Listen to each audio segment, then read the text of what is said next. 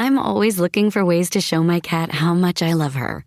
And with Fancy Feast gems, I can pamper her whenever I want with a savory gravy on top of a gourmet mousse pâté.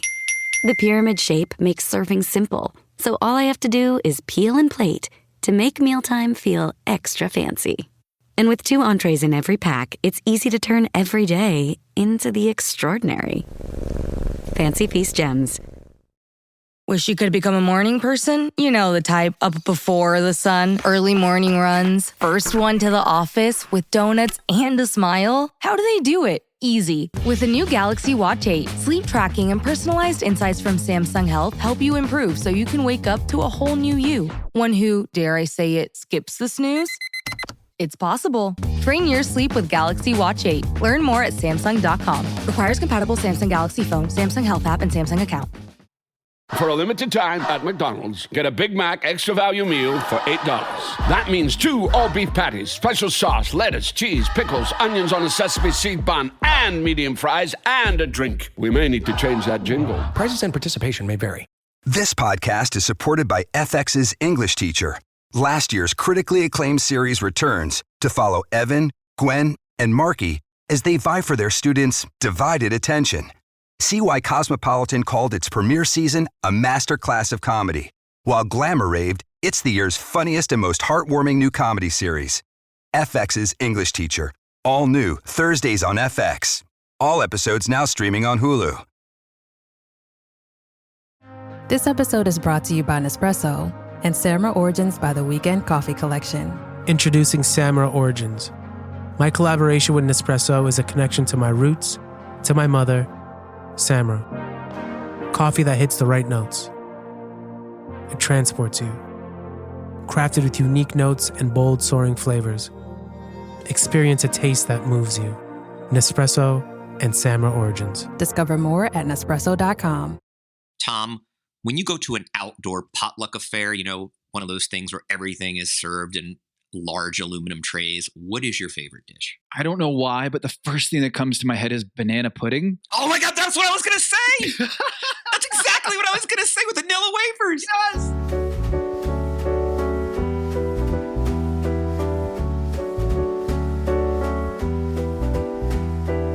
This is Pack Your Knives. I'm Kevin Arnovitz. And I'm Tom Haberstroh. Tom, a melding of the minds. That's insane. Like, that's one of those quantum physics moments. Wow. How did we do that? I mean, I think we both reside sort of in the Southern spirit, and there's nothing better in the world than banana pudding with Nilla wafers. And, you know, and they're right. They've lost. You want them to lose a little bit of their crunch because they're kind of fun when they're cakey, but not too cakey. Yeah. First thing was the banana pudding. And then in my head was was that a dessert that's not really what you're going for? And then I went with that because I was going to go with chicken and maybe some pulled pork, but the banana pudding, there's just nothing better. Mac and cheese is a close second. Yeah, that's a good one. Mac and cheese is a close second. It has to be crusty. You're the one who's getting the crust on there, right? Like when people are going in, you're not going for... Absolutely. I'm going for a corner. Corner kick. 100%. All right, Tom. You know, I think Restaurant Wars is sort of the all-star break of Top Chef, right? Like, it gets serious. Now we're down. You survived Restaurant Wars. You're in the top half of finishers in a 15 contestant field. So here we go. And the quickfire challenge is kind of a fun one because they basically lay out 7 colors of food. Each chef is going to get assigned a color, and they must compose a dish with that color. So I think it's actually a stealth plating challenge. I mean, obviously, the stuff needs to taste good, but I kind of like this challenge because, you know, I'm a little bit of a sucker for plating. I agree with you because when Evelyn put her soup down, I was like, that looks more brown than it is black. But how are you going to create that blackness to the dish? It's really hard to do. But like, there was a certain art aspect to this challenge because they already give you the ingredients. There's no kind of like innovation in terms of the actual ingredients. Yes, you have to put them together. And yes, this feels a little bit like Chopped, where they give you the ingredients and then you got to make the great dish. So yeah, the presentation, I don't know, who did you think had the best presentation of all of these? There was Ashley with the yellow, Damar with green, Nick with orange, Evelyn with black, Jay with red, Buddha with white, and Luke with purple. Which one popped for you in an Instagram way? I actually think Luke and Buddha which comes as no surprise. I mean, I think in terms of artistry, I mean, in fact, Luke to a fault sometimes falls back on that. But I think those two, Damar's look like the most delicious. And by the way, I think white is kind of a fun color to work with. It has this sort of like the cleanliness of an orchid. You know, it's kind of striking. And I thought Luke did a really nice job on plating. But yeah, those would be who I would choose. Yeah, and Damar's, I mean, in terms of taste, I thought that one was probably the tastiest dish of all of them, just because of the ingredients. And there are a few vegetables that I like more than a charred broccoli. Definitely charred, though. Yeah, definitely charred. Like a raw broccoli, I'm okay with a raw broccoli on a crudité with a little dip. Like I'm good with that. What is worse than the broccoli floret on the crudité? I'm sorry. At least it has some texture to it. Come on, I'm fine with that. You don't. What? All right, you prefer a carrot? Yes, I do prefer a carrot. Really? Yes, I prefer a carrot. At least the broccoli has texture dynamics where you have the floret. And look, there's no such thing as good crudité. Let's just get that out there. There's no such. Okay. It's the saddest food in the world, unless you've got like just one of those French onion dips from our childhood that is just so like where this is a vehicle. It's not a particularly attractive vehicle. It's like a Yugo, but it is a good vehicle for that dip. By the way, I would say in terms of taste, I mean, I think there's something really a cauliflower au gratin, and the cauliflower has been wood fired like Buddha. Like that's probably going to be yummy. I mean, you know, you slather good cheese on a vegetable, and it makes the vegetable. It's kind of like an egg yolk. You know, you can't really go wrong with that. And for those who are listening at home who have not had breakfast at Kevin's house, Kevin loves a good egg yolk.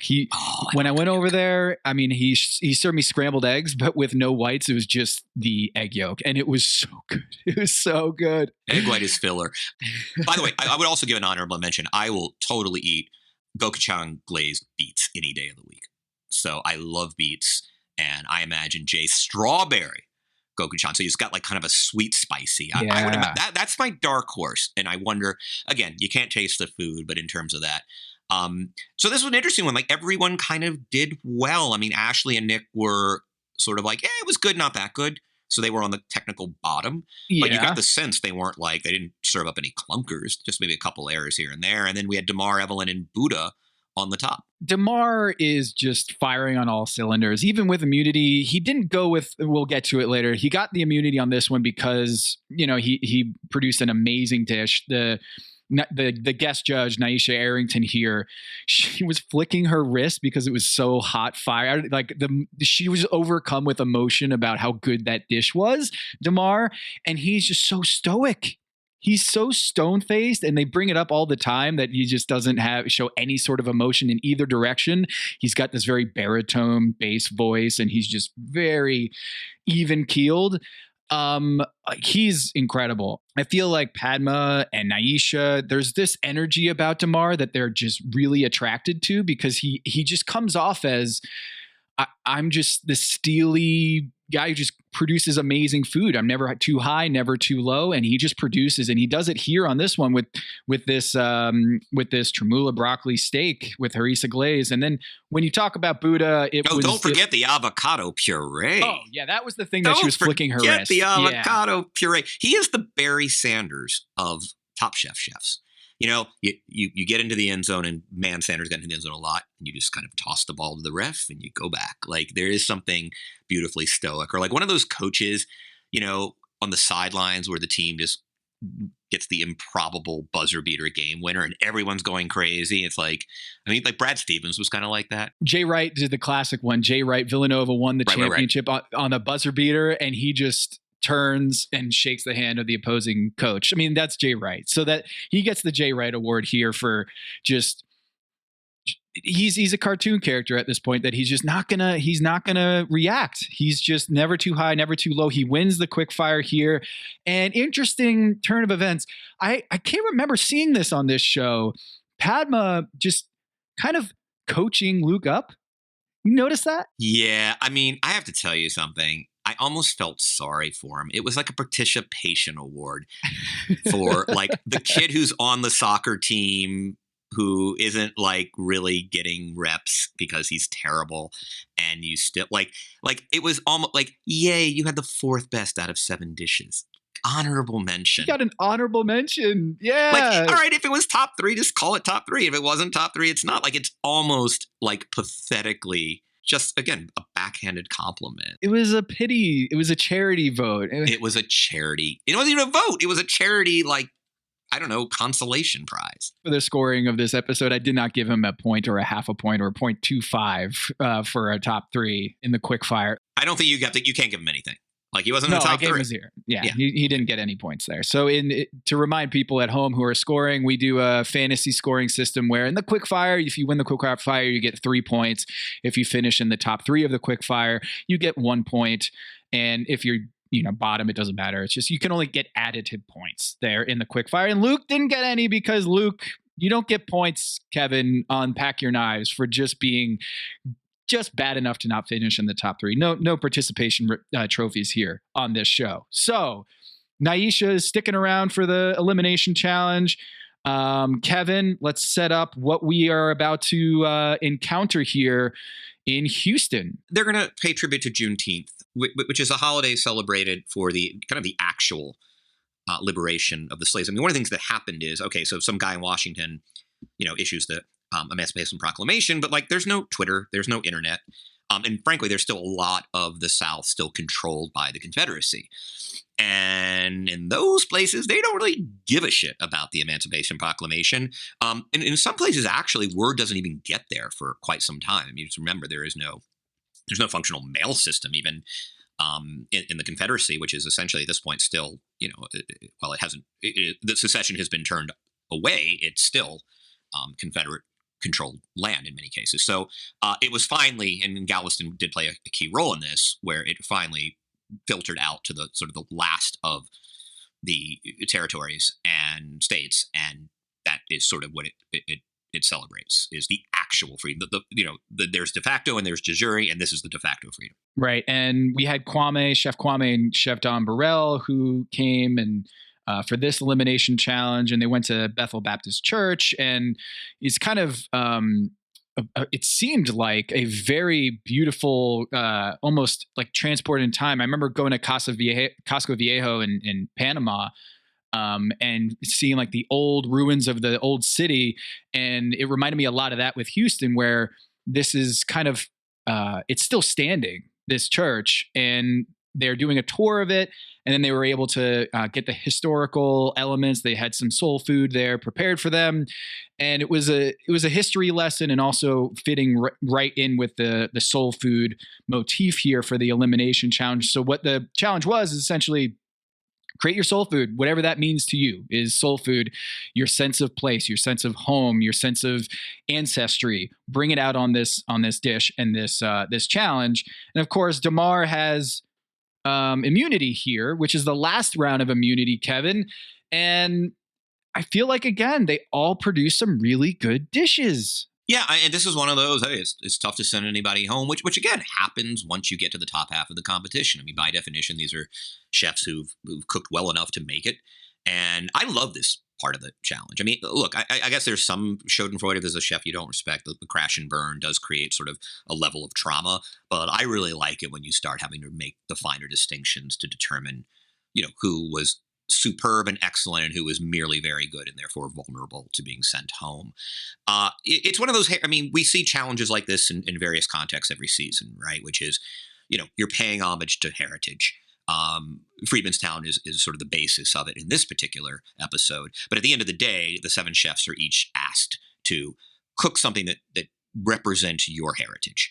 And which I think is a really cool challenge. I mean, there's not a lot. It's an easy challenge only in the sense that, and I think Ashley said this in the kind of intro to it, which was, hey, this is a dish I've been making my whole life. By definition, the dishes that tend to come out of heritage challenges, as we can call them, tend to be stuff that is in their back pocket for years, right? These are the dishes that they grew up with.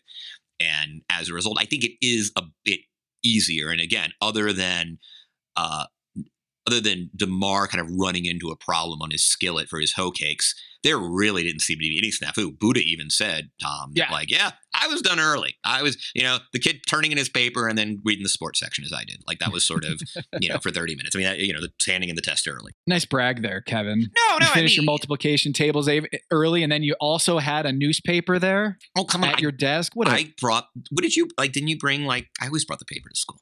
Because you don't have time to read it in the morning because you're a kid and you got to you barely have enough time to sit and have breakfast. And so I wanted to read the paper. You brought your newspaper to school, in your book bag? Yeah. Dude, I'm a journalist. That doesn't happen by accident. I grew up on the damn paper. You're so studious that not only did you finish your test early, you did some extra credit by reading the day's news in your paper. No, there's no extra credit. I just want to read. It was look, I didn't have a commute on a freaking metro train. You have homeroom where You're 8 years old with the New York Times? I didn't like other kids. Not the New York Times. We didn't get the New York Times. I lived in a very high. So I make this distinction, right? There are book Jews and mirror Jews.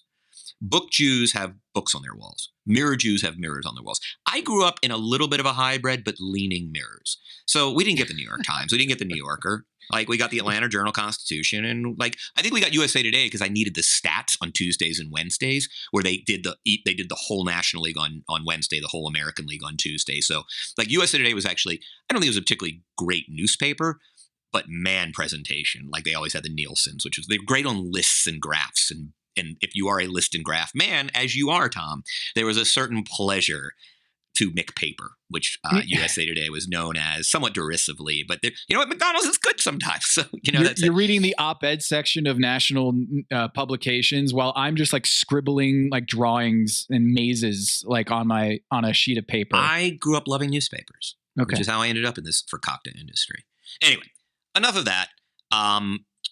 Give me your handicap of the field here. We're at 7. The choices I thought were really interesting. They were interesting for a number of reasons, right? They were interesting because, you get to really see the culinary traditions these chefs grew up in, but they're also interesting because it's a strategic decision like any other. I think Buddha making the curry was an interesting choice because although it does pay homage to his family and the Nasi Lemak, it felt like he was doing it kind of I don't know, for the first time. And he mentioned, it was a very weird, very strange comment from Buddha when he was talking about this dish. He said in the confession, he's like, I haven't made a dish like this on Top Chef before. As if he's an all-star, as if this is his 6th round of Top Chef. I haven't made this dish on Top Chef before.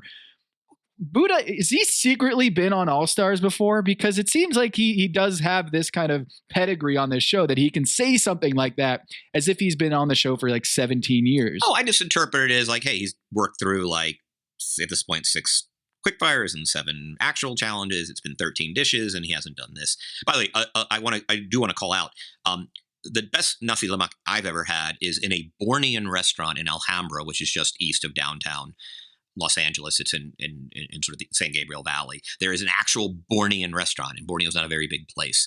And they do a delicious nasi lemak, which is the rice dish, and you have the pandan leaves and the sambal, which wasn't spicy enough apparently for the judges in this particular case. And I love eggs and anchovies. As you said, I like eggs in any form. I love them in savory food, in dinner food, not just breakfast food. And then what's better than an anchovy?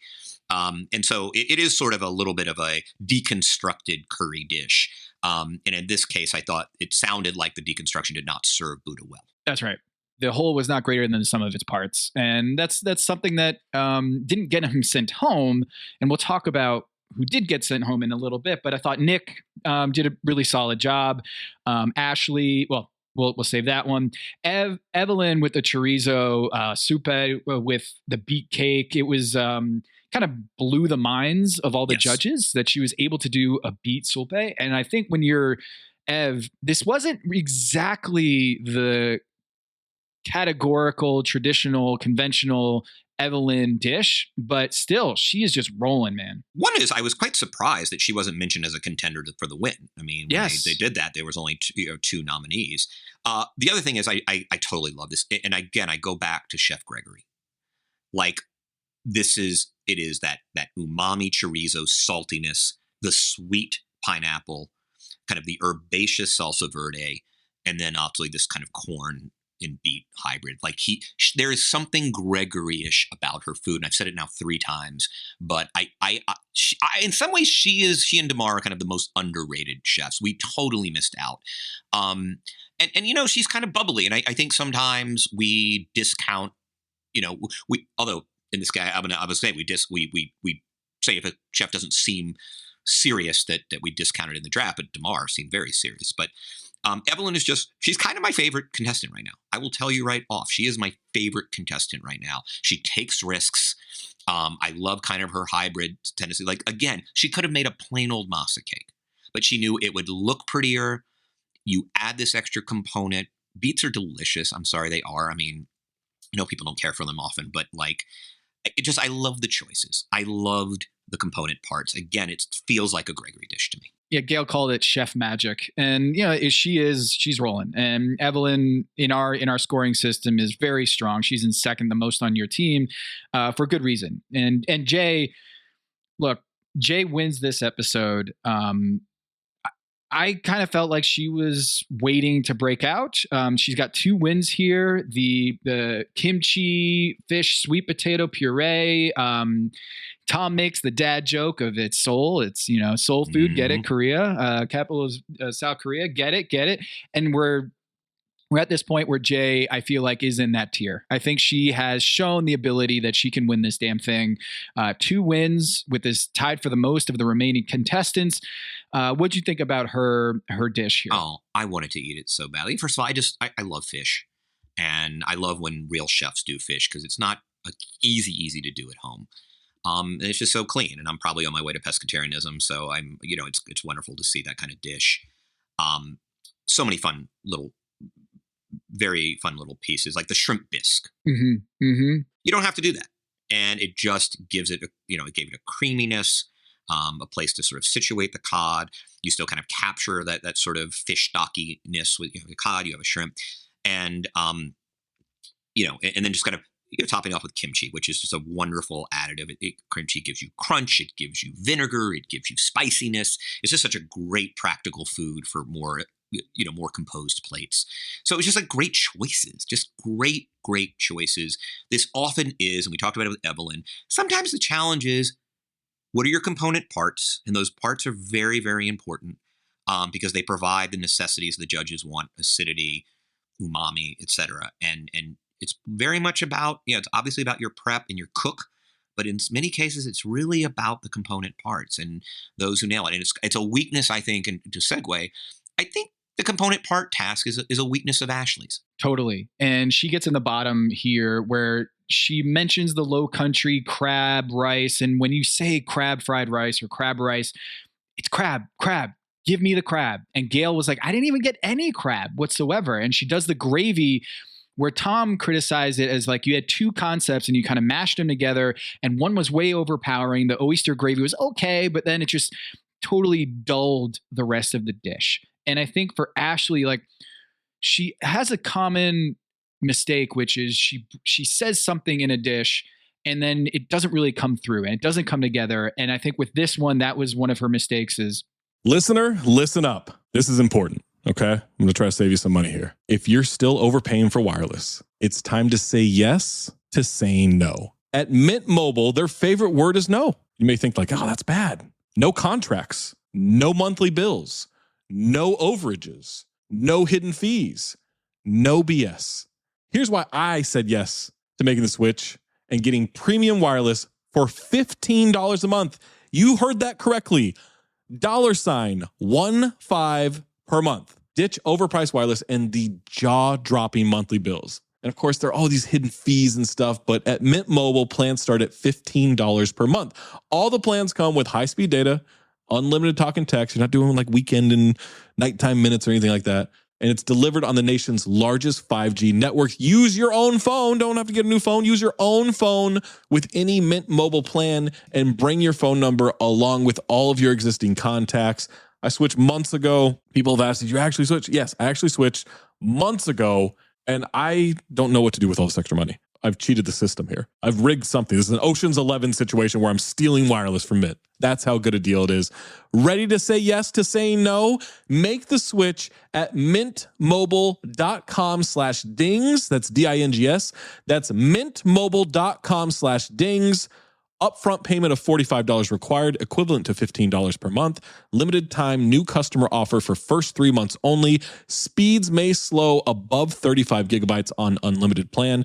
Taxes and fees extra. See Mint Mobile for details. Hello, listener. It's producer Maze here to talk to you about Kindred. Now, close your eyes like Owen Wilson during a job interview and imagine a way to travel that feels personal, comfortable, and connected without the price tags and the sterile feelings of hotels or short-term rentals. Now open your eyes and stop using your imagination because Kindred has made it very real. That's exactly what they do. Kindred is a members-only home swapping network. It's not a hotel. It's not a short-term rental. It's a smarter way to travel where each stay feels like home. Here's how it works. With Kindred, your home is your ticket. You earn credits by hosting fellow Kindred members, and then you use those credits to stay in over 220,000 homes in more than 100 cities worldwide. There are no hotel costs or rental fees, just the credits that you've earned. Every stay comes with white glove service,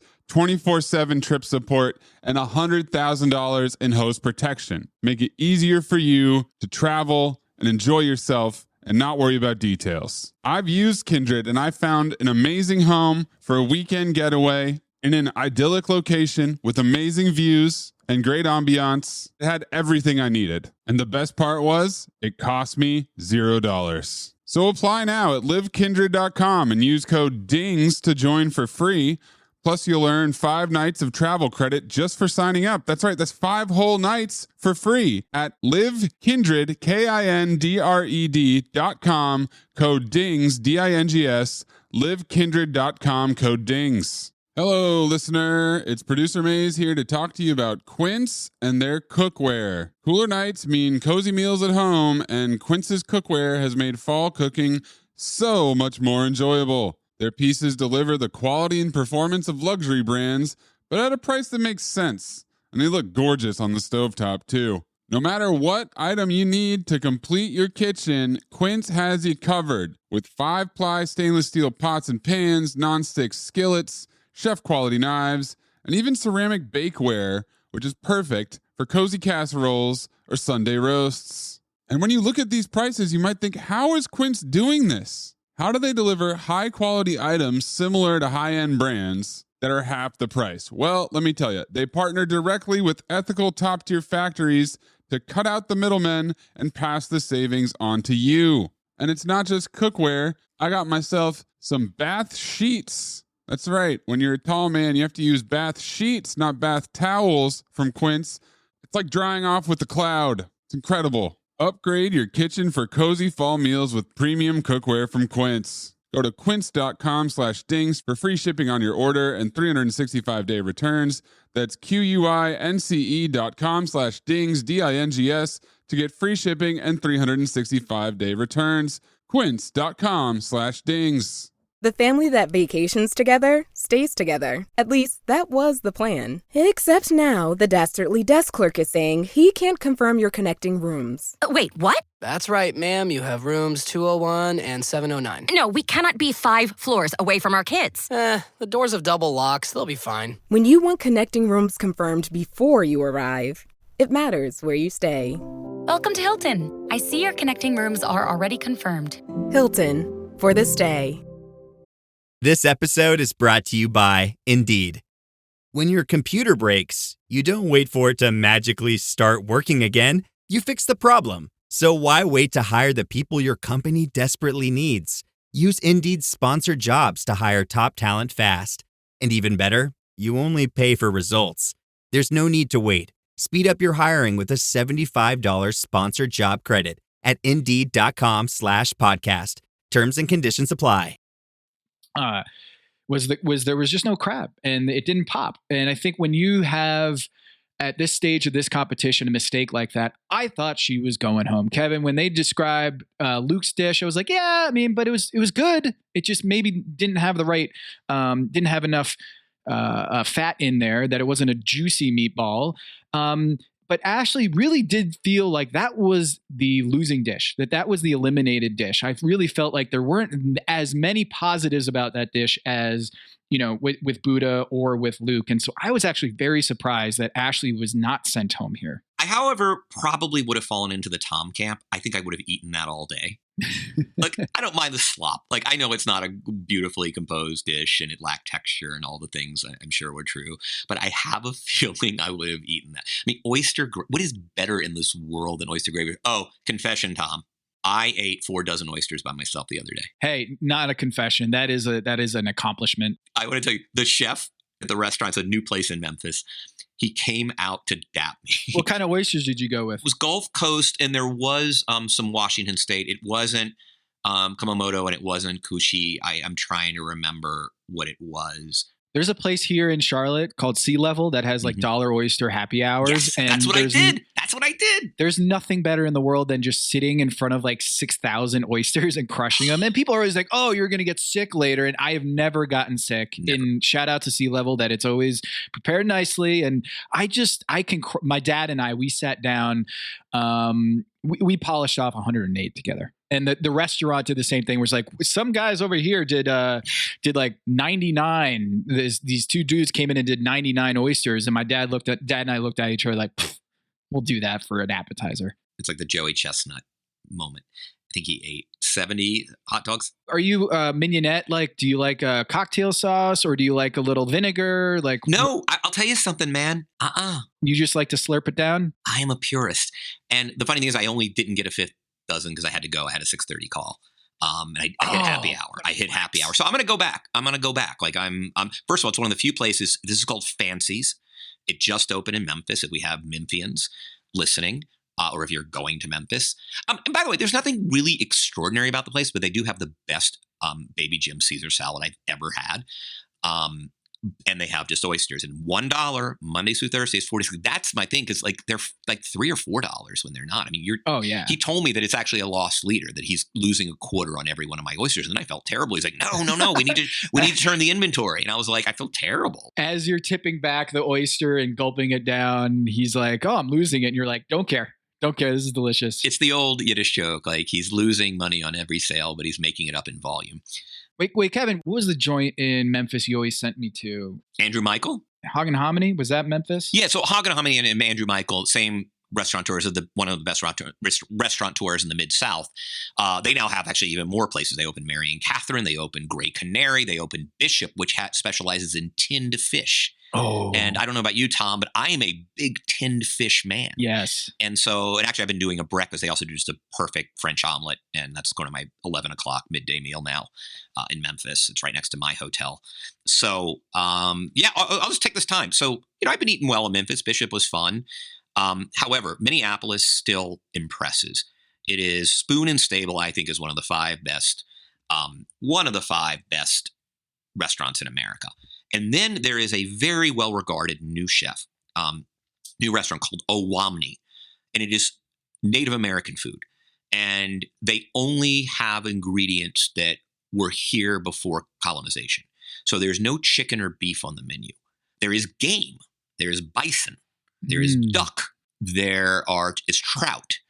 And it is just a lot of old school grains. And I sat at the bar last night and had one of the best meals I've had. And between Spoon and Stable, and I think this might be my 1 and 2 for the year right now. Minneapolis does great work.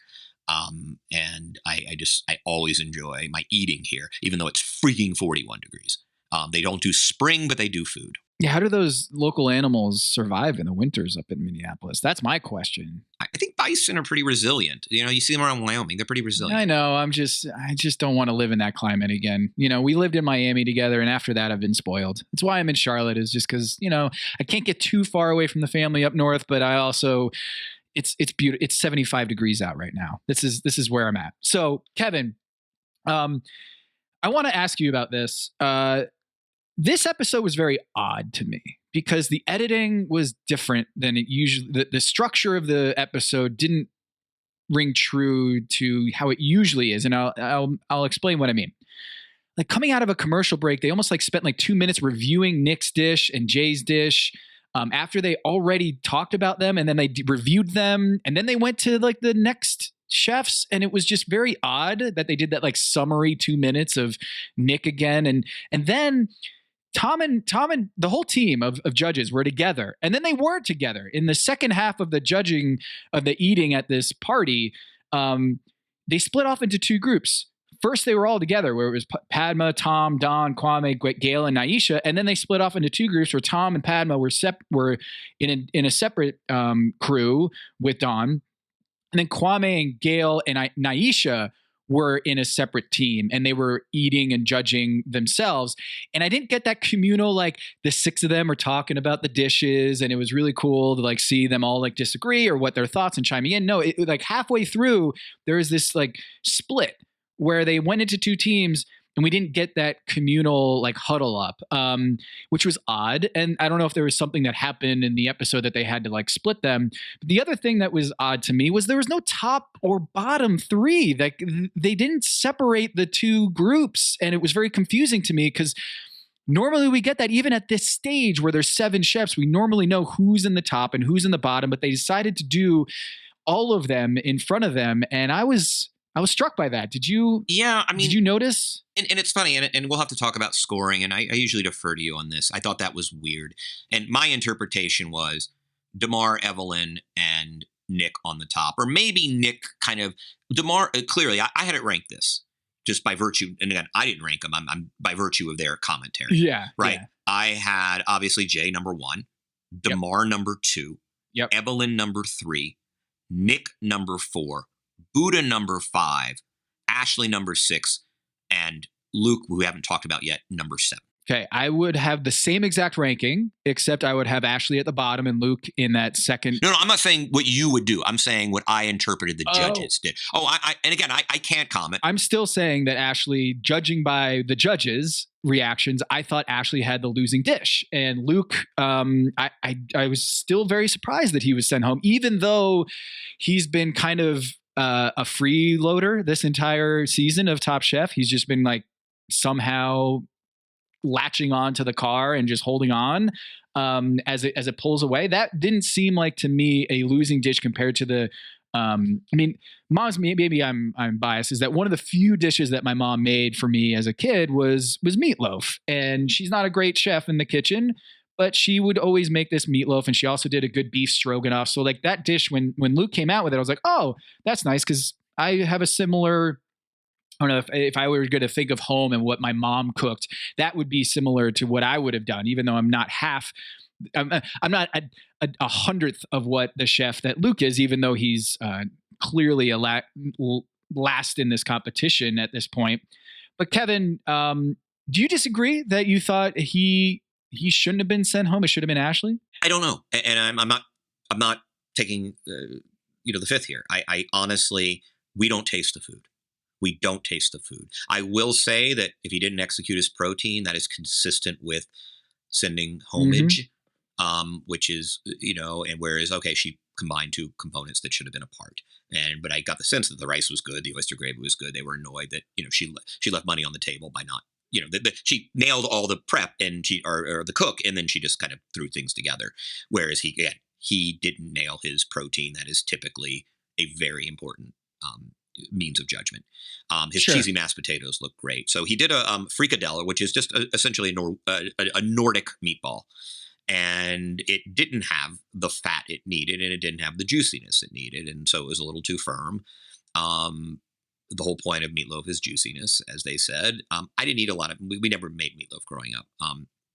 But that was my interpretation, is that, and I also do think, and I mean, remind me, Tom, have they conceded that in very close contests, they do take the full season's output into effect? No, I don't think so. Okay. I don't think they've ever said that there's a tie and there's a tiebreaker. So I think this was just Luke, they felt, had the losing dish. That was it. I mean, that was sort of the order I interpreted. I don't know how we score it because Evelyn wasn't mentioned. Let's talk about it. Yeah. Obviously, I have an interest in Evelyn getting points for a dish they clearly loved. However, if they don't mention her in the debate, I think the only people you can consider on the top are Jay and DeMar. And the bottom, definitely Ashley, definitely Luke, obviously. Yep. is Buddha truly, because symmetrically, if it's 2 top, is it 3 bottom? Buddha, they were a little disappointed, but I don't think it was like bottom fair, but I will defer to you. Okay, so here's what I did, Kevin. I did Damar and Jay +5 for Damar, 10 for Jay, because I think they were the only 2 dishes that they mentioned in the discussion for the winner. And Jay obviously wins, so she gets 10, Damar gets 5. I thought about putting Evan there, but they didn't mention the dish, and so I'm going off of what they said. And if they truly felt that Evelyn's chorizo beet cake was going to get into that top tier, I think they would have mentioned it. Yeah. And I will say, we did get a lot of emotion from Evelyn talking about her dish. And it was clearly she lost her grandmother this year, and this was her dish. And we saw a lot of, I think everyone on the panel was choked up. And I did see that Jay in particular got Dawn was really struck by her dish and her story, and she was getting choked up.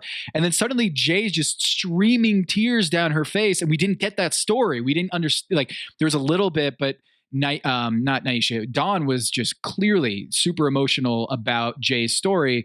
And Evelyn, I thought was going to be in the top 3 based on the reviews of her dish, but she wasn't mentioned in the top. So I just went with 2 in the top, Damar and Jay, Evelyn in the middle, Nick in the middle, so they both get +2. And then the bottom, I had Buddha, Ashley, and Luke being sent home. And I think Buddha... Did they discuss Buddha as a potential candidate for ejection? Okay, so that to me is sort of the standard, right? Like, if they actually in their deliberation say, consider him as even for a second, and clearly it was one of those cases where there was a little disappointment, but he's not going home. But even if they do articulate the fact that he is an initial candidate, I'm with you there. But you could also convince me the other way on Buddha. You're just crushing me. I mean, with that scoring, I had 6 points this week. You had 13 because we got some Last Chance Kitchen. Oh, wait, before we get to Last Chance Kitchen, did you see Kwame's glove? Yes. I'm not a fashion icon by any. What is that? What is going on? I have no idea.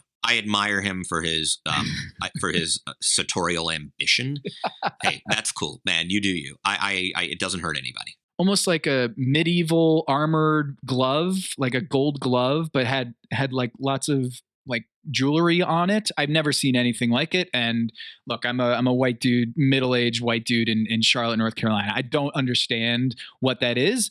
But if you are listening to this show and can explain to Kevin and I what that was, shouts to Kwame. That was incredible. It definitely doesn't conform to your vineyard vines look, Tom. It just doesn't. My Jim Nance look. Yeah. Yes. So Last Chance Kitchen. Okay. By the way, I am now starting to really enjoy. Anytime there's one contestant that gets on a run, it gets fun. Spoiler alert, we're going to talk about Last Chance Kitchen from last week, which is Jackson and Sarah going head to head. This one, usually we get like 10, 11, 12 minutes. This was like 16 strong minutes of Last Chance Kitchen. That's like a full show, Kevin. Yeah. Like Last Chance Kitchen is breaking into like full show status where Tom is calling in from a FaceTime with Gail and they're chilling at Tom's house and they'd like some takeout food. Sponsored by BMW. And go into your X5 and get out the GPS and very cool. Tom says it's a ghost kitchen, and they have to basically make 3-course takeout menu, Restaurant Wars style, in 45 minutes, Kevin. 45 minutes. Conceiving 3 dishes in general and doing it takeout is hard enough, but they throw the hammer on them, which is just, you can only have 45 minutes to make this. And I have it in my notes like, okay, really?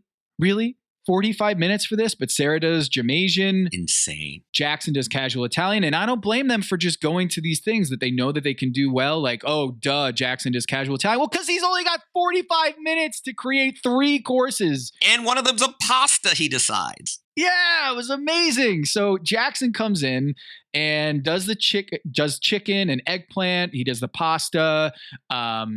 Just incredible that he even pulled this off. And Sarah does the jerk shrimp and curry chicken with the coconut salad for dessert. And they bring it over to Gail and Tom. And it was a close battle, but Jackson ends up going home. I thought they might bring him back, kind of like, not to say it's rigged, but kind of like Joe Flam style, where a clear front runner is sent to Last Chance Kitchen, but he's brought back quickly and then he wins the competition. No, Jackson's going home. His loss of taste, loss of smell. Ultimately, I don't know if it actually sent him home, the fact that he didn't have those senses. I just think he just hit a wall. It's interesting. I think Sarah has a better than like 5% chance of winning Top Chef altogether. Oh. There's a reason I drafted her early. I think she has demonstrated incredible skill in Last Chance. And also, I do think, and we've talked about this in the past, I think once you get down to it, she's the kind of chef it rewards. And I think she's creative. I think she knows what she wants to do. There were some execution issues early, but I think that, like, I got to tell you, I think she could go up against anybody right now. And I just think once she gets back, if she gets back in, I mean, generally, remind me, Tom, it's usually when the sixth, or it's usually when the fifth person gets eliminated, the fifth of, then that person plays off with the contending champion. That sounds right to me. Yeah, I think that's usually it. That sounds right. So it's either next week or the following week, they're going to bring in the final losers bracket champion into the competition. That's my sense. 2 or 3 weeks, because it's usually the fifth one gets eliminated, and we're 2 weeks away from that because 7 got eliminated today. Sure. And then before they even go to the 4, they're 5 again, is I think the way it has typically worked, or in recent seasons. So who would be your top 4? Who would be in the final 4 for you? I think right now, let's put Sarah aside. Let's just say the top 4 of the competition. I mean, I think Buddha, Damar, Evelyn, and, Nick is interesting. It would be kind of down to Nick and Jay for me. And I think Jay's ceiling is higher. I think her floor is lower. And so Nick is a steady chef. He doesn't fuck up. He is your classic kind of 5th and 4th place finisher where when he goes home, it's going to be for a lack of ambition, not for a screw up. And we've seen this many times, right? Like, and it's not that he's skating because it's really good food, but you get to those points where it was like Buddha's going to come out with some artful, amazing, bagel and lox and cream cheese deconstruction. And wow, the chefs, it's going to look like just a plated miracle.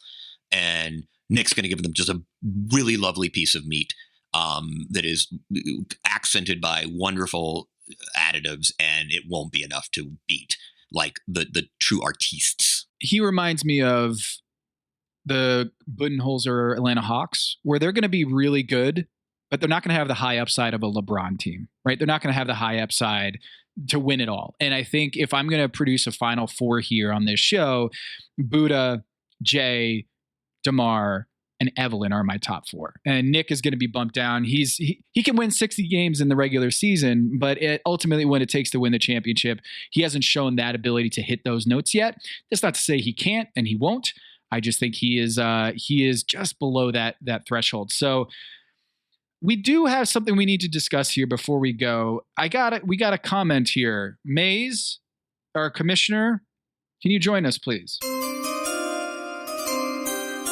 All right, folks. So, Zach Lubarski on Twitter draws our attention to a Reddit comment thread where he said that Jackson's wife has come forward with information that she is responsible for some of his behavior and decisions.